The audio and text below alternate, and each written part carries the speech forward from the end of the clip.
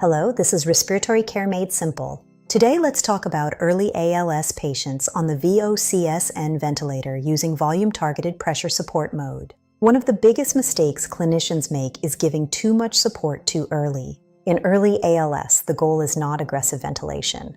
The goal is comfort, synchrony, and reducing the patient's work of breathing while preserving natural breathing patterns. A common starting approach is EPAP around 4 to 5 centimeters, a gentle pressure support range, and a target tidal volume around 6 to 8 milliliters per kilogram of ideal body weight. Trigger sensitivity is extremely important in ALS patients. If the trigger is too hard, the patient has to work harder just to start a breath, which increases fatigue.